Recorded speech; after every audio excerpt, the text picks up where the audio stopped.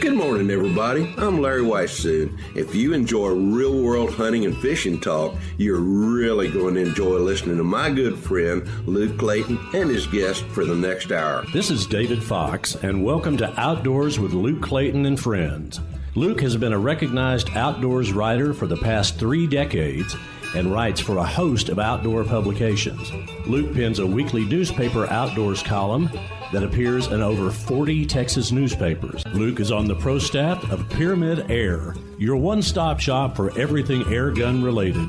Smokin Tex electric smokers and AGM Global Vision, maker of an awesome line of thermal hunting scopes and spotters. Feel free to contact Luke through his website, catfishradio.org. Now let's join Luke and his guests for this week's show. Well, thank you guys for that nice introduction, folks. It is the opening weekend of the general deer season here in the Lone Star State. Now, do not worry about me and Mr. Weissoon. This was recorded a day or two before, so don't think we're in some musty old studio. We're we're probably right now hunting somewhere. Larry probably in Finland and me down in East Texas. Larry, are you with us this morning, buddy? I am, and thank goodness it's the first part of November, as you mentioned. And you know what? You're right. When people hear this, I will actually be in Finland. I am leaving just a couple of days before they hear this, and I'm there to see if I can rattle up a whitetail buck. I got an invitation through Stephen Bankston and his wife Sophia with Scandinavian Pro Hunters who I've hunted with in Europe several times. They called all back in the summertime and said, Larry said, we can have some whitetail deer here in Finland. He said, I don't think anybody's ever tried to rattle those things before. Would you like to come over and see if you can rattle up a whitetail buck in Europe? And of course, my answer was yes. And so by the time people are starting to listen to this, hopefully I will have rattled in a buck, because I'll get there like on the 1st, and in the morning of the 2nd, actually we'll be out hunting. You betcha, and it's going to be nice, and hopefully it's going to be nice and cool. And old Luke will be sitting on a stand over on the Cotton Ranch, looking for some early season meat. Larry, I want to tell you again, thanks so much for being with us all these years. We're wrapping up our 17th year together on Campfire Talk, and a lot of people help make this possible. A lot of good companies and sponsors that you work with, and me too, and the radio stations. I want to thank all of them for airing our show. There's a lot of shows out there, and probably some more polished shows than what I do.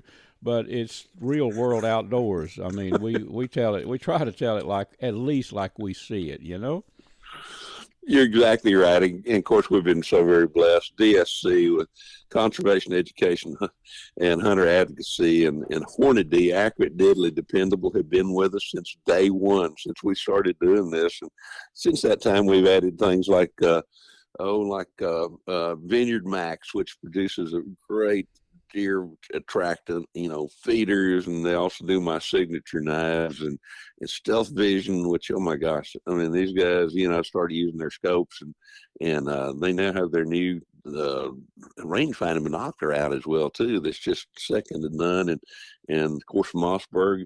I've been with them for a little while, and you have been shooting a Mossberg since I can't remember when. 1958.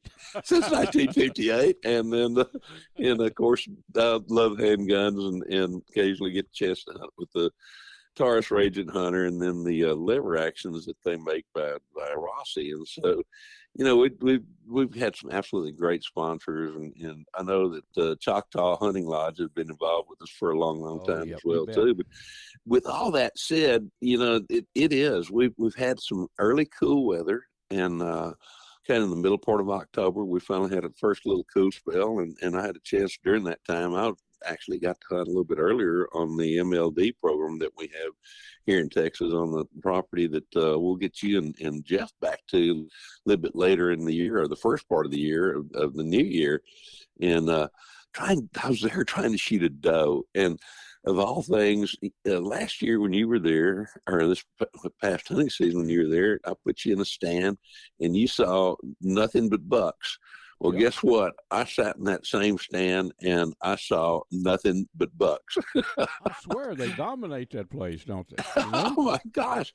I thought early on there'd be some does there, but the bucks there are just starting, and I found all kinds of different the scrapes and those kind of things. So usually that rut there occurs probably in about 2 weeks from when we're talking now, usually right before, starting about the week or so before Thanksgiving.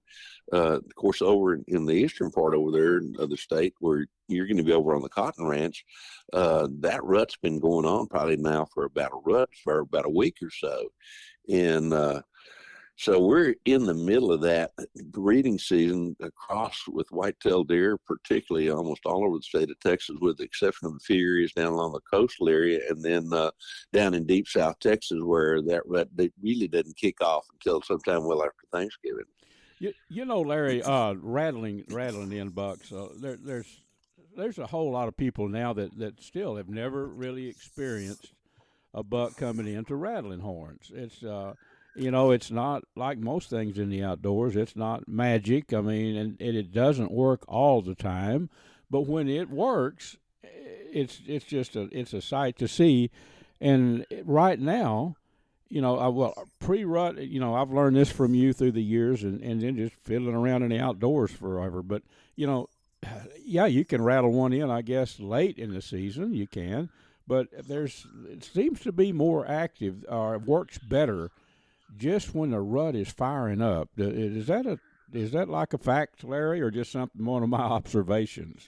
You're exactly right, because what's happening is these bucks are out really actively looking, and I mean there's a few does starting to come into estrus, and so those bucks are anxious to try to find those. So they're moving around back and forth. Their testosterone level is at an extremely high point right now, to where they're walking around kind of agitated. They're looking for a fight. They're looking for girlfriends. They're just and any kind of sound of a fight going on, they think, oh my God, I got to go get involved. I got to go see what's there. I got to see what other bucks are there. Maybe there's a doe hanging around that they're fighting over. I can run in there and steal that doe, or those others are fighting. So I think a lot of that is what's going on right now. And then rattling is interesting too, because as you say, it doesn't work all the time, but the thing about it is, what I've learned is some days rattling is great in the morning. Sometimes it's at 10 o'clock. Sometimes it's at 11, 2, just you name the hour of the day. And there'll be a time frame of maybe about an hour and a half where those bucks really respond to rattling horns. Prior to, immediately of that, or right after, they may just stand around and look around and say, "Oh yeah, I'm out," kind of thing. And so I tell people when we're talking about rattling, what I do is, as you know, I like to hunt all day, and sometimes I'll either sit on the ground, find me a spot, and do that, or even sit in the stand. But I'll carry the rattling horns with me, and about every hour for about maybe 3 to 5 minutes, I'll rattle those horns. And that does certain things. It keeps me expecting something to happen. And so I stay awake during the daytime, and with anticipation. And then also a lot of times I find that even though I may have not rattled up anything at first light, or, first good light, or mid-morning, all of a sudden maybe at 1 to 2 o'clock, those deer will respond. And I've talked to other people, like, well, I tried it this morning, I'll try it, and they're, maybe once or twice, in the day. And so I advise people to take those horns with you in about every hour or so, hit those horns together a little bit. And I think you'll be surprised what might happen if they're going to be out there during that middle part of the day, particularly. That's right. And, Larry, just have confidence that it does work, friends. I mean, if you doubt that rattling horns will work, until you see it, until you experience it, I remember back when I was younger, I had my doubts. Is this going to work? I've seen it done, but but until you actually do it, it's hard to gain confidence. But once it works for you, you'll probably carry those horns with you. And Larry, I've mentioned this to you and probably to our friends on the air before. Here by the house a few years ago, I was up in a tree stand I don't remember honestly if I was bow hunting or what I was using. I can't probably a bow because it was early in the season. Right. But anyway, I was up in a tree and I was rattling. And you can rattle from a tree. I've rattled in from a box blind, folks. Just Exactly. open the window up and stick the horns out and let her go.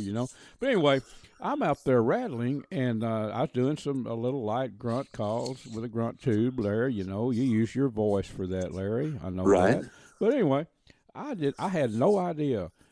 I looked down. It was a legal, probably a 2.5-year-old 8-point right under me. And so don't always expect a big super charge of a buck coming in. They oftentimes just sneak in on you, don't they, Larry? They really do.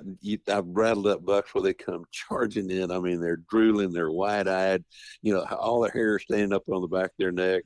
But I've also rattled up a lot of deer to where they come slipping in. And I mean, they're very cautious coming in. Most of the time when that happens, it's usually a mature buck. And two, I've seen bucks come in, I've had set up where I had a guy out where he could see her. I'd be on the ground and he'd be up in a stand, and I'd be rattling, and I'd rattle for off and on for 20, 30 minutes and thinking, man, I have not seen anything. And I stand up to walk back to where those guys were sitting, and I look back and they're pointing, and he'd be pointing in several different directions, and I'd have as many as sometimes as 3 or 4 bucks around me that I never even saw because I was down on the ground, and there was cover between me and the deer. So a lot of times they'll come in, and almost always when you do rattle up a deer, it's going to end up downwind of you. I mean, they depend on their ears, they depend on their nose, but they live and die.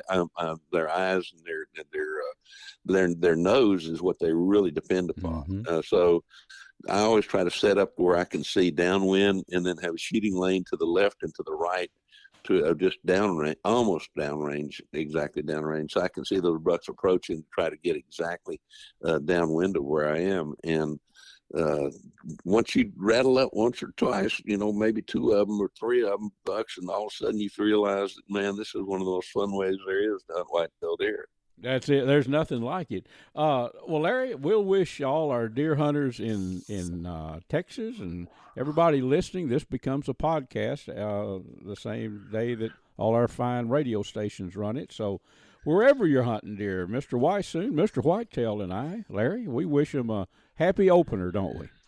We truly do, and look forward to hearing all about their stories, particularly if you happen to show up at the DSC convention January 9th through the 12th in Atlanta, Georgia. So I hope to see a lot of folks there, and I hope to see a lot of pictures and a lot of stories about the deer that they rattled up this year. Okay, folks, Larry is going to come back with me. We've got Mr. Ryan Fergus coming up, and we're going to do a little fishing talk in between, but we're going to talk about some good deer camp recipes here at about the end of our show today. Folks, this segment is made possible by Ultrimatic Feeders. Go online to ultrimaticfeeders.com and check out the most awesome line of game feeders in the world. I've been using these things for 15 years, and I've got one that's been in the woods about 10 or 11 years. I forget exactly how long. Check them out, ultrimaticfeeders.com. Folks, I want to tell you about an awesome destination down at Lake Tawakoni. It's Wind Point Park. If you love the outdoors, if you like camping in an area, I bet I saw 60 deer. I was in there recently touring the place, went fishing down there. It's some awesome fishing, camping, long-term RV rentals overnight. There's some beautiful cabins, some bigger cabins and littler ones right there by fishing. You can walk out the door and fish at some of those places, but the place is neat as a pin. It's been around for 10 years. Wind Point Park, if you haven't been down there in the last 10 years, it's all remodeled and just beautiful. So check it out online. I think the website is windpointparktx.com. Of course, you can just Google Wind Point Park, Tawakoni, and pull it up.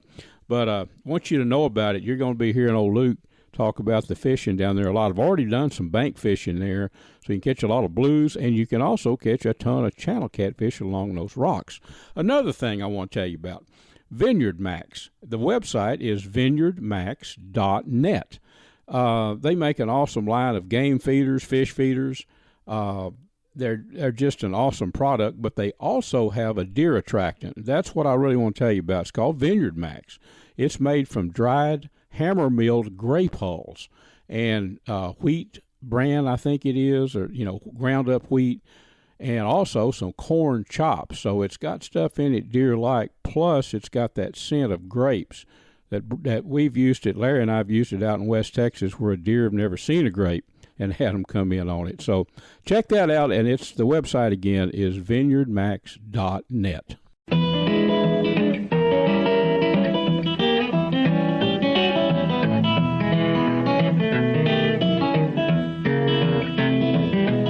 Folks, this segment is made possible by Smokin Tex electric smokers that I've been using a long, long time, CatfishPro, catfishing baits and catfish supplies, Ultrimatic Feeders, and AGM Global Vision, maker of the spotters and thermal scopes that I hunt with. Well, friends, just last week I had the privilege of joining some very good friends out at Wind Point Park. Now, for those of you that may be listening to a podcast after it runs on all of our great radio stations, Wind Point Park is at Lake Tawakoni, just about an hour east of Dallas. It's a catfish haven. A lot of good fishing out there. But Mr. Ryan Fergus is the operator of Wind Point Park. He was with us yesterday for some awesome fishing off their long pier out there. And then a big fish fry. Another good friend of mine, and also a friend of Ryan's, Mr. Tony Pennybaker, guides out there, and he came out and brought some of his Tony P's punch bait, and we had an absolute ball. We caught a pile of fish. Ryan, thank you, buddy, for being with us and rehashing all the fun we had last week. Yeah, sure thing. Good morning, Luke. How you doing? Yeah, I'm doing just fine, man. I can't sing the praises of Wind Point Park enough. It's a pristine park, lots of deer. I bet in the middle of the day we saw 40 deer yesterday that just roam through the park, and you told me there were probably 200 out there in that area, Yeah, we've counted upwards of that much, and they really run around at sunset's really the best time to see them. Yeah, just like if you were hunting them early morning or late in the evening. But what we did, we went out. There's about 5 or 6 of us, including Tony Pennybaker, our guide buddy, and his punch bait. And we got out on that dock. Some of us were old school cat fishermen, and we had a young lady out there that wasn't. She had a good time. She caught some catfish, but this is all already now on a video, a Sportsman's Life that's on Carbon TV, and also it's on YouTube. Not so many people watch it on YouTube, but Carbon TV, it gets watched a lot. You can go there and just watch one of our current segments, and you can see all this.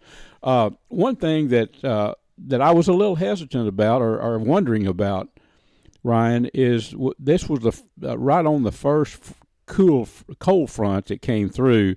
The wind was probably steady 20 miles an hour, and therein was a challenge. I didn't know if it would affect the catfishing. Tony said he didn't think it would. It didn't. We caught a pile of catfish, channel catfish. But one of my challenges was feeling that bait. You needed, on those conditions, you need to increase the weight of your weight when you're fishing down so you can feel that bite. I started out with a weight that was way too light, and the only way I could tell I was getting a bite, my line would move off. So that's a good tip to watch.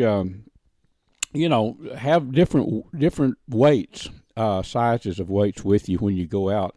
Once we all got the program and started fishing with some weight that we could feel the slightest bite, we started hammering those catfish. And that's something, that's just one of the things you can do out there at Wind Point Park, Ryan. There's, cabins, some beautiful RV sites. That's just a destination that I think everybody needs to know about, Yeah, there'll be a little bit of something for everybody. So, anything from tent camping to, your camping, glamping with your cabins that have full kitchen, full bathroom, and then a wide array of different RV site types, from waterfront to, just a nice shaded site in the trees. But no, that was a lot of fun for me, just seeing once everybody kind of changed the weight that was on their line. I mean, then everybody was reeling them in left and right. And that was just an instantaneous change. And that was fun. I mean, you've had, 4 or 5 people have a catfish on their line all at the same time. It seemed like once everybody made the change. So that's true. It was a lot of fun. Yeah, I was talking to Tony, who makes his living guiding out there on Lake Tawakoni for catfish folks, and I was curious. The water's it was about 7 to 8 foot deep where we were fishing, and baited throughout the fall. You can throw some range cubes out if you want to, or some sour grain, or you can just, once that bait is in the water, that punch bait, for a matter of 15, 30 minutes, those fish, that alone, they can smell. A catfish it's been described as a walking, swimming nose, because they can detect that bait from a long way. But the more you fish at a spot with punch bait, the better the fishing gets. And that's the way it was. We caught a few fish the first 15 minutes, but after about 30 minutes, those things moved in like sharks, like little sharks, Yeah, it was a feeding frenzy there for, I'd say, a good solid hour. Oh yeah, and then until we caught a whole pile of them, and then everybody was getting hungry, and it's time to eat. Go think about cooking some potatoes and fresh fish, and that's exactly what we did. So people come in there bring their RV. They could rent RV spots right on the water. They could get up back in the trees where more of the deer are. But they can if they like to fish. And I'm all about catching fish and hunting. I know if you listen to this, listen to me here very long, you know that. But bring your rod and reel. You've got all the punch bait and everything right there. Nice store when you come into the place. So all you'd really need is a rod and reel, and get out there on that pier. And there's no extra charge for bank fishing. Once you're in the park, is that right? No, once you're in the park, we have 2 couple 100-foot piers. Mm-hmm. There's bank fishing all along that south point, and that south point's the most popular area because when the wind is blowing out of the south, it blows the bait fish into the rocks, and people are reeling the big ones in right off the bank, left and right. And we didn't even have the benefit of a south wind yesterday. I know it. But we have all your bait supplies, bait and tackle supplies at our store. But we have RV sites that you can rent right on the water, fish right off the bank from your RV site, or even we have some with private piers. And go out on your own little pier and just fish from your site. So you bet. The good thing is our sites accommodate any size RV, so you don't have to worry about will it fit, will it won't fit. They all have full hookups. So again, we try to make it simple and easy, and just have the people come out and really enjoy the place while they're there. You bet. And the last time not this time, but the time before, I met Mr. Charles out there, and he had been fishing there. He's been fishing there for 45 years, and he caught off the rocks there. He was giving me a good tip, and I'm going to pass this tip along to all my friends listening. But he caught, I don't know, right around 60-pound blue, and he said to catch it in the winter and the cooler weather with a south wind. That's the key for the blues. I do know that. But he caught one around 60 pounds. He said a lot of, 10 to 20 pounders. And I bet you've seen, being there at the park every day, I bet you've seen some really, really good blue catfish action with other people there, right, Ryan? Oh, yeah, absolutely. Absolutely. Is it pretty common people that aren't expecting it, and then they have to come in and they realize that, hey, my rod or my line might not. They had a bigger fish on their line and they snap their line, so they come in the store and buy a heavier duty line. So you bet. They can participate in the fun. That's why a lot of people do not catch big blues. They hook them, but you've got to have some substantial, at least 20-pound test, and then fish with fresh bait. That's cut bait, fresh shad. You can use rough fish fillets of. I know some guys. Well, Tony, at times when bait's hard to get, you can switch over and use buffalo fish. Buffalo or drum, carp. And the thing about the blues, they bite best on something oily, fresh, and bloody. It puts scent in the water. But my gosh, I've got some rigs that'll hold them.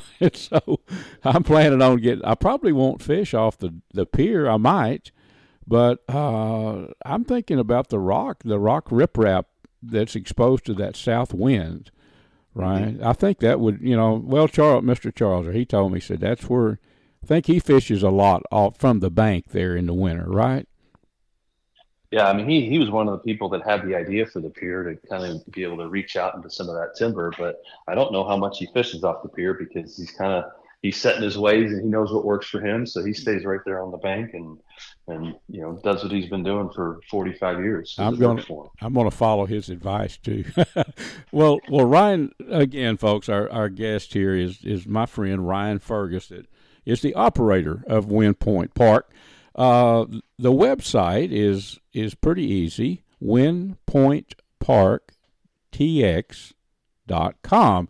I think that's right, Ryan.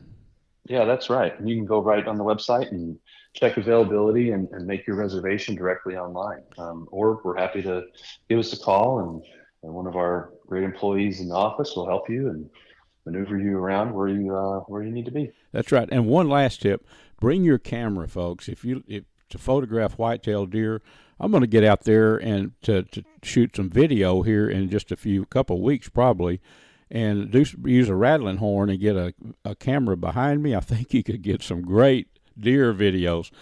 Ryan, thank you, buddy, for being with us, and I'm already looking forward to getting back out there with you. Yeah, let us know, and we'll happy to have you, and look forward to seeing you again soon. Having me on. Folks, let's talk a little outdoor cooking. Let me tell you about an electric smoker that I've been using for 15 years, I guess. Smokin Tex electric smokers. If you're tired of staying up all night keeping that wood fire burning when you're barbecuing, give Smokin Tex a try. They're made to last a lifetime. You can check them out at smokintex.com. That's SMOKINTEX.com. Well, friends, Mr. Larry Weissoon is going to tell you about the finest hunting optics that we have ever found. Look, these are called Stealth Vision. They come from Crockett, Texas. Dr. John McCall developed them. They're 34-millimeter tubes as opposed to the narrower tubes, so more light transmission. They have a little green light that comes on. That scope is leveled because that's when you want to pull the trigger. They have an optional lighted reticle as well, too, and a whole lot of other products, and folks can learn more about them by going to stealthvision.com. And for seasonings, anything to do with outdoor cooking, all kind of jerky seasonings, sausage seasonings, Butcher Packer Supply. That's butcherpackersupply.com. I think the website is butcher-packer.com.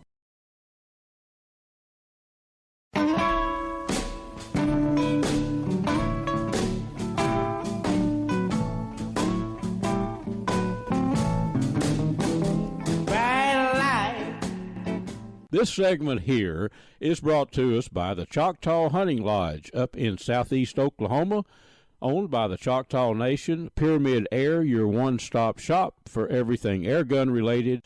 Well, friends, if you're listening in Texas, it's the official opener of deer season. I've been hunting deer for a while, and Mr. Paul Moore, our guest, has been out in the woods already because, there's bow season been going on and managed land permits at a lot of ranches you could hunt.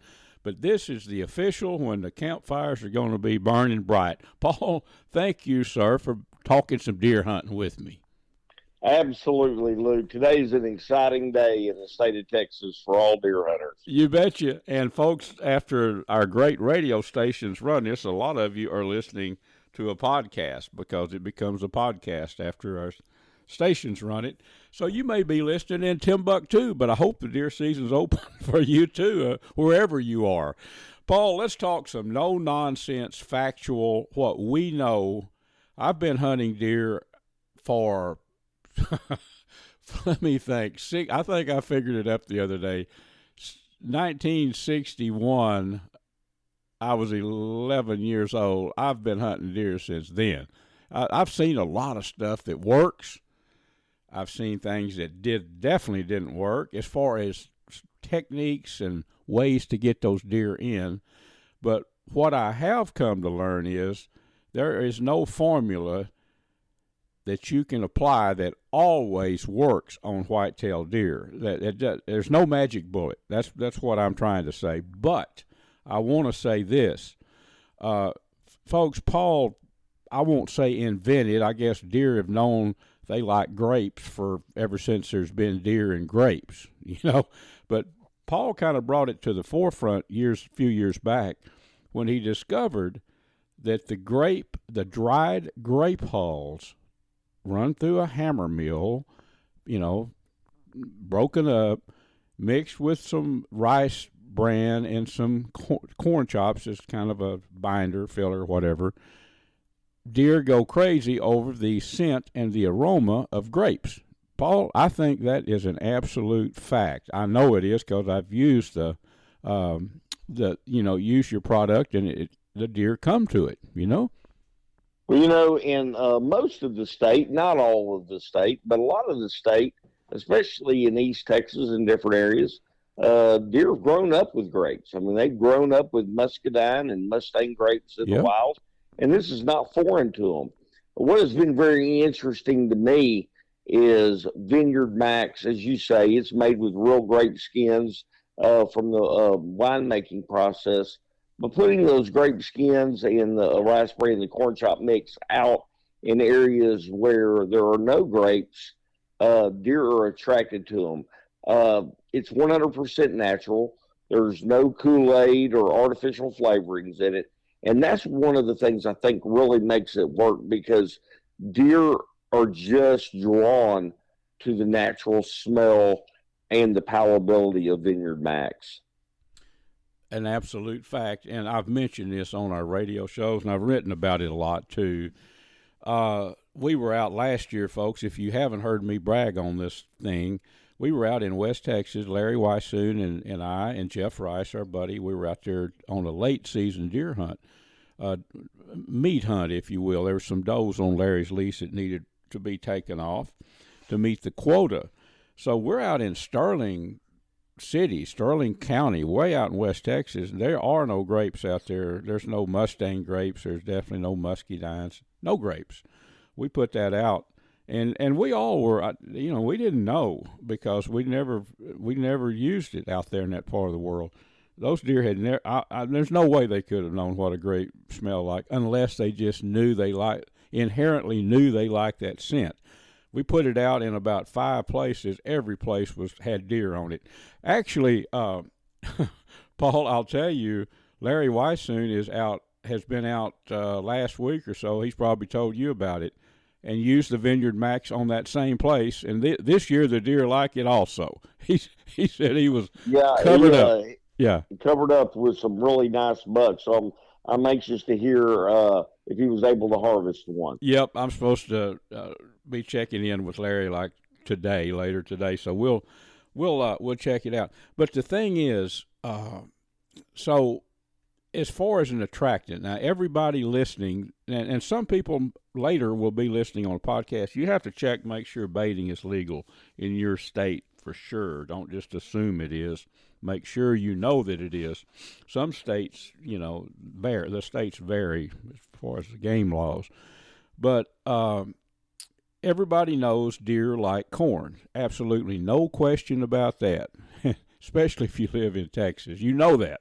But the thing about it that I've learned, and this is just my experience, Paul, will corn be a lure or a bait that attracts deer all the time? It is. There's no question.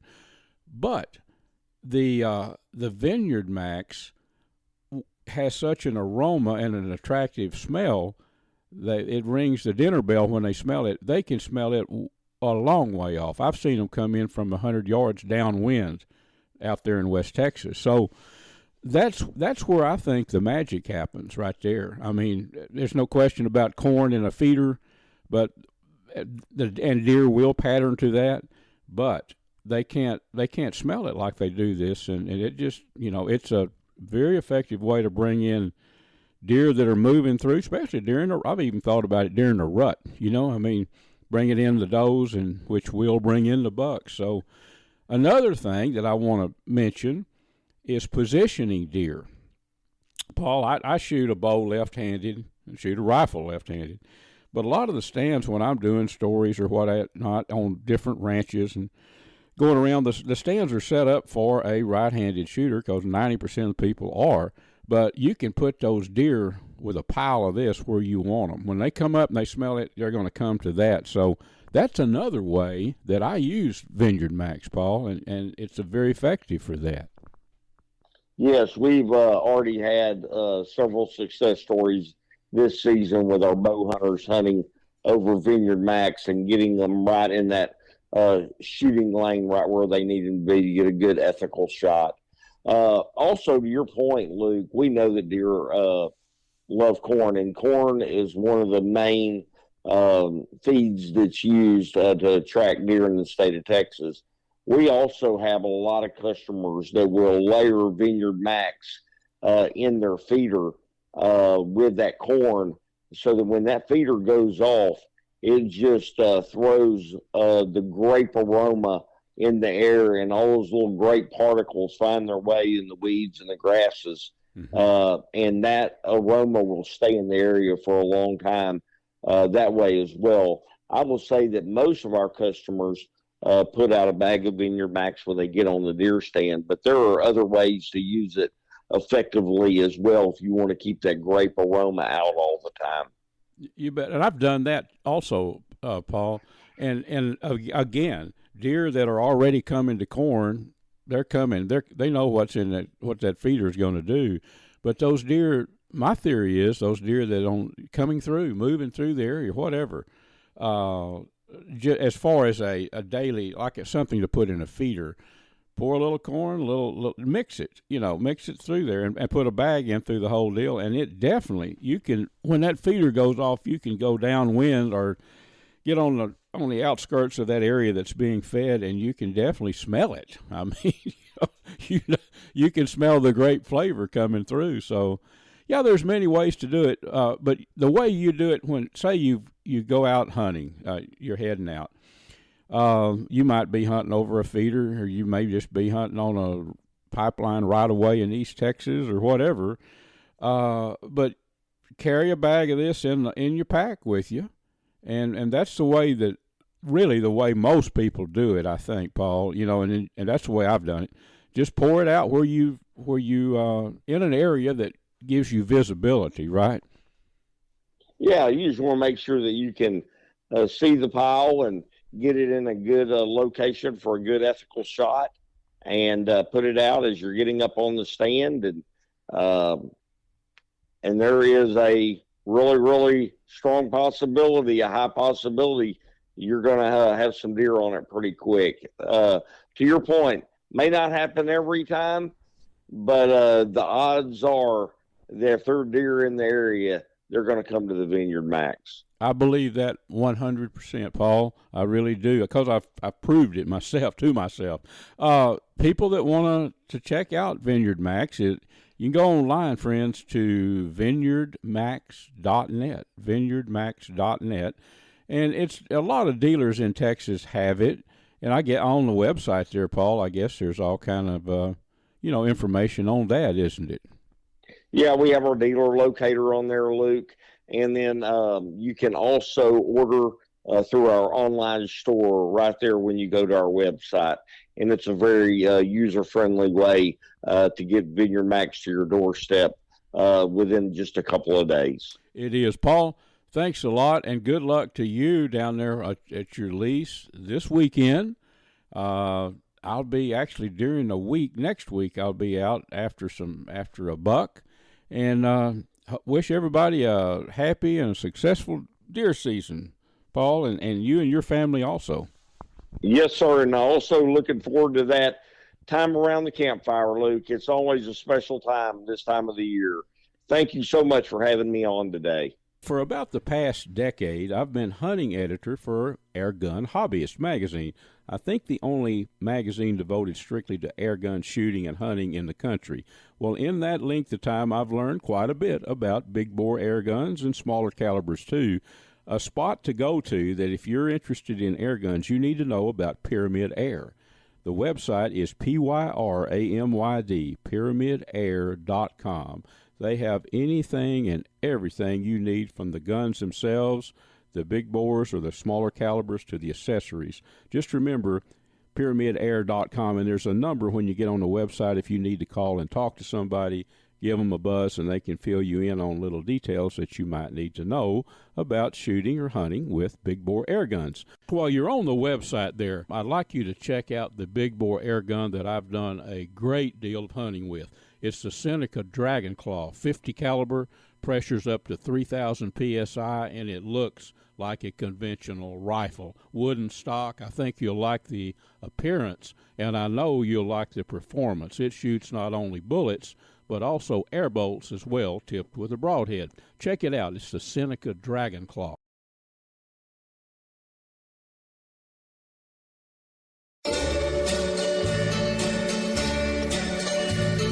The snowflakes fall as winter calls, and time just seems to fly. Friends, this segment is brought to us by CVA Muzzleloaders. In my opinion, the very best muzzleloaders in the world, the ones that I shoot. You can check them out online, cva.com. AGM Global Vision, maker of the Rattler and the Adder that I use, you can check them out online too, agmglobalvision.com.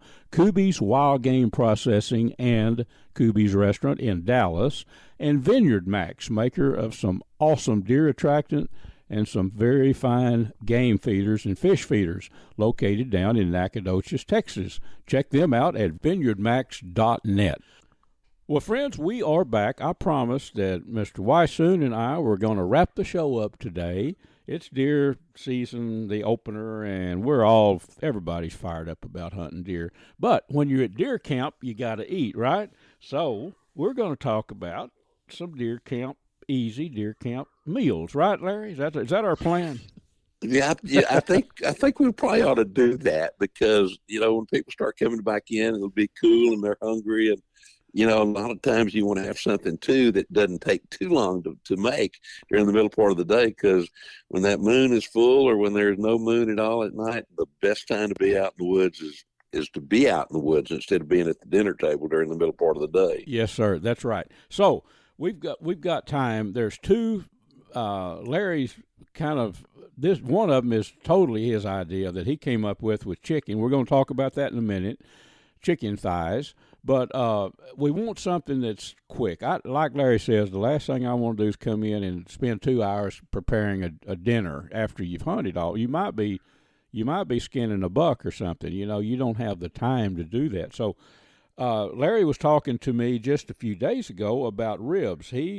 Pork ribs, and I recently bought 3 or 4 racks of them for 97 cents a pound. I mean, put them in the freezer for deer camp meals. Larry cuts the ribs in individual pieces and then deep fries them. And that is excellent. Larry, I haven't had ribs that way in a long time, but that is a good way to cook them. And man, you get them good and crunchy. They're hard to beat, really, and it's easy to do. You're exactly right, Luke. And the way I came up on this, I mean, the stuff that I'm sure we did when I was a little kid, because we were in you and your family were in the chicken business, and we were in the chicken business, the hog business, and the cattle business, so we ate meat every day. But I remember from a little bitty kid that somebody, and I can't remember which kin folks it was, but we were at some kind of event, and they had taken pork ribs and deep fried them. And in that instance, they had put a batter on them, so it was almost like eating, like you would with some of the chicken that they used to cook, kind of thing.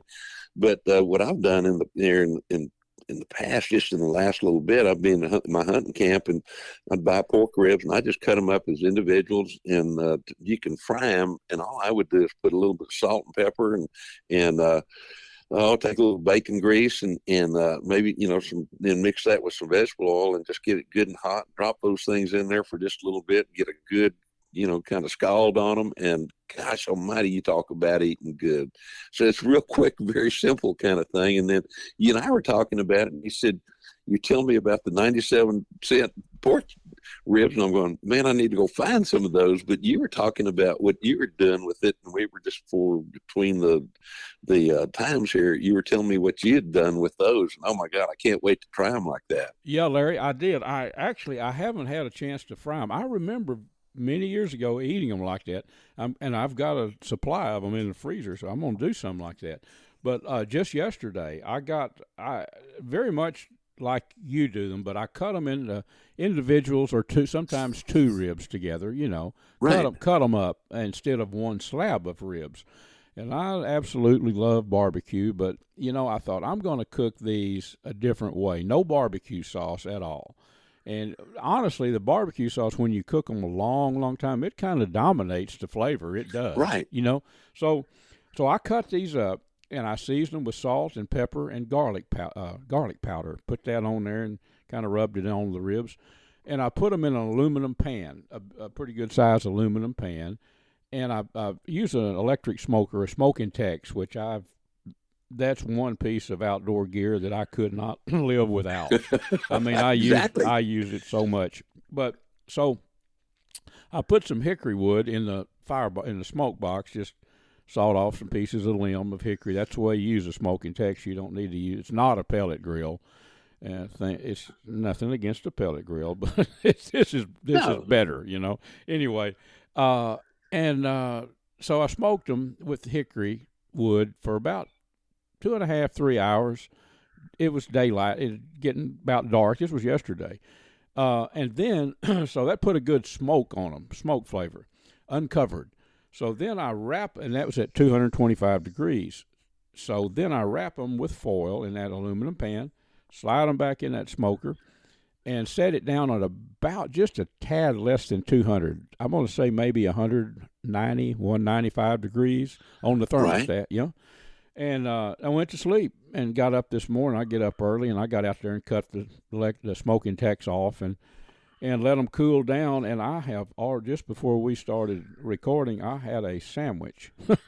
Now, these were tender. I mean, they were steamed, if you will, all night. They had to be tender. Right. Yeah. So I just took the bone out and then put it on some bread and you talking about tasty. I mean, I love barbecue, but this flavor, it's the real flavor of the pork, seasoned. And right. And, why not? So I'll probably devour this over the next 2 or 3 days. We won't have it for our upcoming deer hunt at the Cottons. It'll be gone. Oh, shucks. Yeah, but I got more in the freezer. Oh. I got more in the freezer. Oh, that's right. Yeah, that's right. So what would be wrong with this? Go ahead and just take the meat. The bone will just fall off. I mean, pull the bones out. And just kind of maybe not really chop it up, but just kind of coarse cut it. Put it in a Ziploc bag. You could freeze it. It wouldn't last so long that you'd need to vacuum seal it for me because it'd be gone. We'll eat it up before then. But and then just throw it in your cooler when you get to deer camp. I mean, it's pulled pork, yes, but I'm going to tell you the flavor is way better to me than the pork shoulder that I usually cook for pulled pork, To me, ribs just taste good. I love the taste of the ribs, and I guess it's because of the fat that's there as well, too. But then it's the texture of that meat as well. But, yes, so pork ribs definitely on the menu. On the menu. And then, we'll have to figure out a little bit. You and I both need to get some early venison, and yes. We'll have to figure out a way to do that. And of course, when it's getting cold, a lot of times what I'll do is I'll make a stew before I leave to go to hunting camp, and put it in a Ziploc bag and freeze it. And then when I get there, there's something special about when it's really cold outside. We've gone the route with chili, with beans, and without beans, and my stew that I fixed doesn't have any beans in it, but my chili does. That's right. And so anyway, I'll try to do a lot of that because there's something special about coming in.